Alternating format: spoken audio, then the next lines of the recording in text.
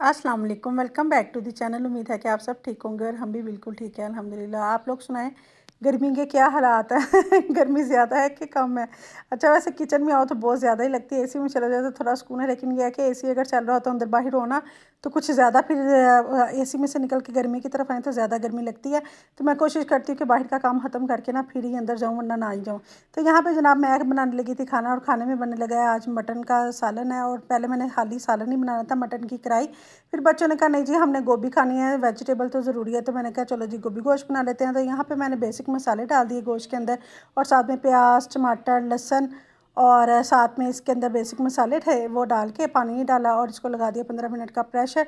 और टमाटर जो से थे ना, मैंने पूरे के पूरे वैसे ही साबुत डाल दिए। मैंने कहा चलो इनका छिलका जो सा ना रिमूव करना ज़रा आसान हो जाता है। तो यहाँ पे मैंने भूनते वक्त ना उसका छिलका सारा निकाल लिया था।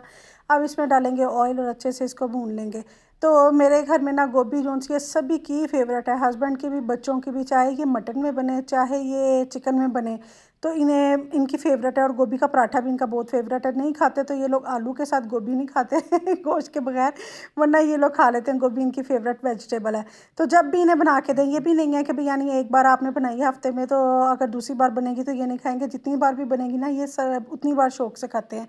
तो यहाँ पे मैंने अच्छे से भून लिया था। हंडिया को भूनने के बाद मैंने इसके अंदर गोभी डाल दी। तो मैंने कहा चलें जिसको 10 से 15 मिनट जो सा है गोभी को हल्की आंच पे रख देते हैं, मीडियम टू लो फ्लेम के ऊपर, ताकि ये पक जाए। और दूसरी तरफ हम आटा गूंद लेते हैं। अच्छा, जब मेरी नई नई शादी हुई ना, तो मुझे आटा गूंदना वगैरह आता तो था, लेकिन मगर यह है कि मेरे हस्बैंड को ना मेरे हाथ की रोटी अच्छी नहीं थी लगती। वो कहते थे तुम आटा नहीं ठीक गूंदती, तो आधा घंटा आटा गूंदा करो। तो मैं घर ही का ना पूरा नोट करके आधा घंटा मुक्कियाँ मार मार के लगी रहती थी। तो एक दफ़ा मैं अपनी ना नानों के घर गई, तो मेरी मुमानी ना आटा गूंद के ना इस तरह से उन्होंने डो बनाई, और डो बना के ना उन्होंने फ्रीज़र में रख दी। मैंने कहा ये आप क्या कर रही हैं, आपने तो गूंदा ही नहीं इसको। तो कहने लगी कि ये इस तरह भी बहुत अच्छा जो है ना गूंदा जाता है, तो ज़रूरी इतनी देर यानी कि भी आटा ही गूंदते रहना है। मैंने कहा मैं तो इतनी इतनी देर तक गूंथी। कहती नहीं, इतनी देर तक नहीं गूंदते। तो वो ना इसी तरह से डो बनाती थी। डो बना के 15 मिनट के लिए, 10 मिनट के लिए फ्रीज़र में रख दिया। जब 10 मिनट के लिए आप फ्रीज़र में रख देते हैं ना, उसके बाद आप जब निकालेंगी तो यकीन माने आटा इतना ज़्यादा अच्छा हुआ होता है। मैं आपको भी बल्कि दिखाऊंगी भी। तो यहाँ पे मैंने डो बना के फ्रीज़र में रख दी। तो उतनी देर के अभी गोभी अब गल चुकी हुई है, तो गोभी को हम भून लेते हैं। इसके अंदर मैंने काली मिर्च का पाउडर डाल दिया, अजवाइन को हल्का हल्का क्रश करके हाथों पे बस इस तरह से। ये अच्छा, मैंने अजवाइन जो उसकी ना भून के रखी हुई है, ज़ीरा भी अजवाइन भी। तो इस तरह के जो स्पाइसेस होते हैं ना भूनने वाले, वो मैं भून कर ही रखती हूँ। इससे ये होता है कि एक तो फंगस नहीं लगता, दूसरा कीड़े नहीं डलते, और जल्दी ये ख़राब नहीं होता। काफ़ी देर तक आपके जो स्पाइसेस वो बिल्कुल ठीक रहते हैं। तो यहाँ पे काली मिर्च का पाउडर भी डाल दिया, गरम मसाला पाउडर डालेंगे और अच्छे से इसको भूनेंगे। लास्ट में डालेंगे जी हरा धनिया और हरी मिर्चें। और इतनी ये ज़बरदस्त गोभी लगती है ना जब इसके ऊपर हरा धनिया और हरी मिर्चें और अजवाइन। अजवाइन तो बहुत ज़रूरी है ना इसके अंदर। एक तो इसकी बात ही ख़त्म हो जाती है, दूसरा ये है कि इसका टेस्ट बहुत मज़े का आता है। और लास्ट में मैंने इसके अंदर अदरक भी डाल दिया था कट करके। तो हरी मिर्चें जो सी थी ना अलग से मैंने काट की नहीं थी, साइड पे रखी हुई। मैं कहा चलो यूँ ही काट के ना फटाफट ही अब डाल देती हूँ, मैं क्या करूँ। क्योंकि बेटी पीछे जो है ना वो बना रही थी साइलेंट, तो मैंने उसे ये रोका हुआ था। मैं कहा 1 मिनट बस, 5 मिनट रुक जाओ, मेरी ज़रा वीडियो बन जाएगी।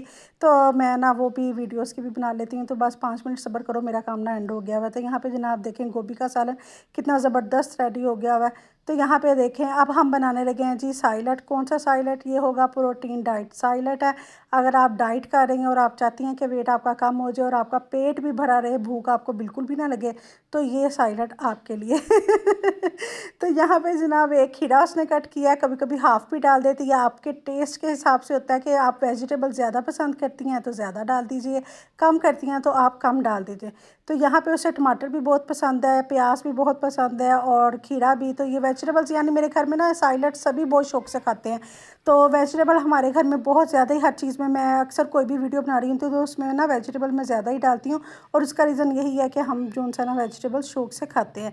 तो यहाँ पे इसने ना ये पैकेट मंगवा के रखा हुआ था कौन खा, इसको हल्का सा बस हम जो सा ना पैन में डाल के तो इसको हल्का सा बस स्टर फ्राई करना है। कोई ऑयल नहीं डाला, कोई कुछ नहीं, बस इसलिए इसको इस तरह से करेंगे, भूनेंगे हल्का सा कि इसके ना वो हुआ होता है फ्रीज़। और फ्रीज़ होने के बाद जब एक स्मेल आती है ना फ्रीज़र वाली, तो वो नहीं फिर इस तरह से आती। बस ये देखें उसने 5 मिनट भी नहीं लगे तो हो गया। तो साथ ही अब ये थोड़ी सी इमली उसने निकाली और इसके अंदर थोड़ा सा पानी डालेंगे और इसको लगा देंगे ओवन में टाइमर, ताकि खट्टा हमारा जो सा 1 मिनट में रेडी हो जाए। तो बर्तन गंदे करने की ज़रूरत नहीं है कि पैन में अलग से खट्टा बनाएं। बस आप ओवन लगाएं और निकालें और गुठलियाँ इसकी अलग कर दें तो ज़बरदस्त आपका जो सा ना इमली का खट्टा रेडी हो जाता है। और ये ईजी रहता है क्योंकि जो सा ना नींबू अगर लेमन ला के रखे हुए होते हैं ना तो वो जल्दी ख़राब हो जाते हैं। फ्रीज़ कर दें तो वो कभी उसमें से निकलता रस, कभी नहीं निकलता। तो ये ठीक रहता है कि इमली घर में ज़रूर होनी चाहिए ये साइलेड बनाने के लिए। तो यहाँ पे सारी वेजिटेबल्स उसने डाल दी, जिसमें प्याज था, टमाटर था, खीरा था, साथ में कॉर्न डाल दिए और ऊपर से डाल दिया इमली का खट्टा। और साथ में इसमें डालेंगे काली मिर्च का पाउडर था, चाट मसाला था और थोड़ा सा नमक था। इन सब चीज़ों को अच्छे से इसने मिक्स कर दिया। ऊपर से गार्निश कर देंगे। एक इसमें हरी मिर्च डाली थी क्योंकि वो स्पाइसी खाना खाना पसंद करती है, तो इस वजह से अगर आपको नहीं पसंद, आप नहीं खाते, तो आप बिल्कुल भी ऐड ना कीजिएगा। क्योंकि ये होता है कि आपका टेस्ट के हिसाब से होता है कि आपको टेस्ट भी तो आना चाहिए ना। ऐसा भी नहीं डाइट वाला खाना होना चाहिए कि फीका फीका सा और आप खा ना पाए, तो ज़ाया ही होता फिर। तो इस तरह ना ज़रा टेस्ट अपना थोड़ा सा रखना पड़ता है। तो यहाँ पे एक हरी मिर्च डाल दी, ऊपर से गार्निश कर दिया हमने हरा धनिया। और आप देखें साइलेड कितना ज़बरदस्त रेडी हुआ है। तो वो साइलेड लेके चली गई थी जनाब अंदर, कहती कि मैं इसको जाके ना डिस्पेंसर के अंदर रख के आती हूँ। तो यहाँ पे मैं आप फ्रीज़र में से आटा मैंने निकाला था, आपको मैं दिखा रही हूँ कि ये देखें बिल्कुल फाइन डो बन गई हुई है। और बस थोड़ा सा ही बस मैंने इसको गूंदा और ये ज़बरदस्त हमारा आटा जो सा ना रेडी हो गया हुआ है। अगर आप भी गर्मियों में इतनी देर तक आटा गूंद दिए हैं तो आप भी इस तरह से इसको फॉलो कीजिएगा कि भी इतनी देर बना के ना रखने की कोई ज़रूरत नहीं है कि भाई आप गूंदती जाएँ। बस डो बनाएं, फ्रीज़र में रखें, उतनी देर सालन को भून लें, उसके बाद निकालें और रोटियां बनाएं। जी ज़बरदस्त आपका आटा रेडी हो जाएगा। और आप हस्बैंड अगर आपके मेरे हस्बैंड की तरह हैं कि भैया नहीं आटा नहीं अच्छा गूंदा हुआ या रोटी अच्छी नहीं बनी, तो उन्हें भी ये पसंद आएगा। इसके साथ रोटी बहुत अच्छी बनती है। तो ये जनाब सारा मैंने खाना भी बना लिया और आटा भी गूंद लिया, तो हमें आ गई बिरयानी।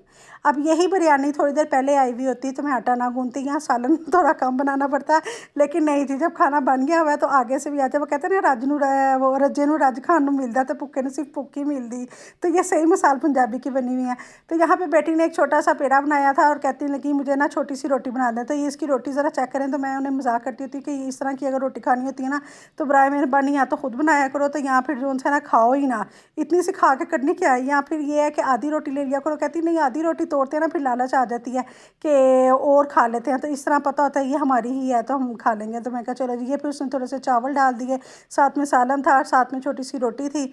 और फिर जी गई मेरा साइलेड। तो मम्मा मैंने दिखाया नहीं, मैं कहा हाँ चलो जाओ तुम साइलेड ले आओ। तो मैं उतनी देर रोटी तवे पर डाल देते थे। ये देखें जी उसकी प्लेट रेडी होगी हुई है और ये जी डाइट हो रही है तो यहाँ पे जनाब साथ ही में रोटियां बना रही थी। अच्छा मैं कहती थी बिरयानी खा लो। अब बच्चे जो उनसे बिरयानी खाने के लिए राज़ी कोई भी नहीं था, यानी कि कह रहे थे कि चकचकिया कर लेंगे। अगर आप ये कहती हैं ना कि आपकी रोटी पकाने से छुट्टी हो जाए तो वो कोई नहीं होनी, आप रोटी पहले हमें दें, बिरयानी हम रात को भी गर्म करके खा सकते हैं। तो मैं कहा चलो जी ठीक है। तो यहाँ पर फिर मैंने रोटियाँ बना के साथ में एक तरफ रोटी रख दी, एक तरफ सालन रखा और सबको अलग अलग दिया। किसी ने घी वाली खाई, किसी ने खुश्क खाई, सबका अलग अलग था। तो मैंने अपने लिए रोटी नहीं थी बनाई, मैंने फिर बिरयानी ही गर्म करके वो खा ली। अच्छा बच्चों ने ना रात बिरयानी खाई कोई नहीं थी, ऐसे ही लगे हुए थे कि जी हम बिरयानी खा लेंगे, तो इन्होंने नहीं थी खाई। तो फिर मैंने रात ही ना फ्रीज़र में जो है एक शॉपर बना के रख दिया हुआ था। मैंने कहा चलो सुबह हेल्पर जो सी ना ऊपर मेरी जेठानी के कपड़े धोने आती है, तो मैंने कहा चलो संडे वाले दिन वो फिर उसको आज दे देंगे। तो आज वो आई थी तो उसको दे दिया। तो आप लोग बताएं आपको बिरयानी के अंदर आलू वाली बिरयानी पसंद है या दूसरी वाली पसंद है, तो ज़रूर बताइएगा। अगर वीडियो अच्छी लगे तो इसको लाइक कीजिएगा। Thanks for watching. अल्लाह हाफिज़।